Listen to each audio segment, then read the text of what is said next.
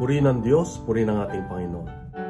Sinabi ni Jesus sa Ebanghelyo ngayon na ang propeta ay nire-respeto at ginagalang kahit saan, maliban sa kanyang bayan at sa kanyang sambahayan. Araw-araw ang Diyos ay nagpapadala ng mga taong padala niya para tayo ay kausapin, para ipadala ang kanyang mensahe, atid ang kanyang mensahe.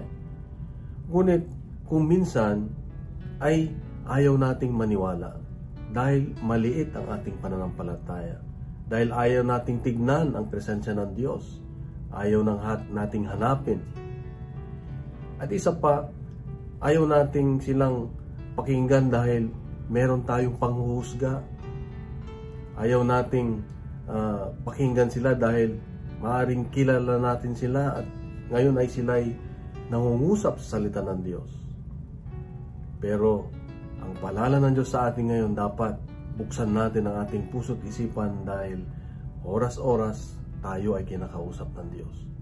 Kaya nga ang hamon niya sa atin ay sa ating buhay, naway makinig tayo sa mga taong pinapadala ng Diyos ng mga propeta ng kasalukuyan o ng kontemporaryong panahon ngayon. Kaya nga, huwag nating saraduhan ang ating puso't isipan. Huwag nating payagan ng ating panghuhusga. Wala tayong dapat kinikilingan at wala tayong pinoprotektahan na masamang gawain. Dahil ikabubuti natin ang pinapadala ng Diyos. Ang mensahe ng Diyos ay para sa ating kabutihan.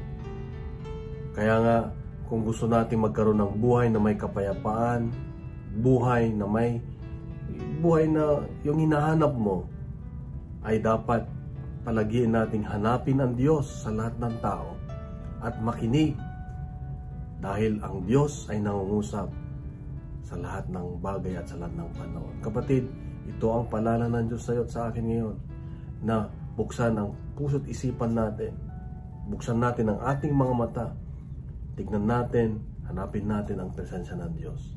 Mahal ka ng Diyos, mahal ako ng Diyos, mahal tayo ng Diyos. Bukas muli, meron siyang magandang mensahe sa atin. Pagkalat natin itong mabuting balita, siya ang mabuting balita at huwag maniwala sa fake news. God bless and God is good.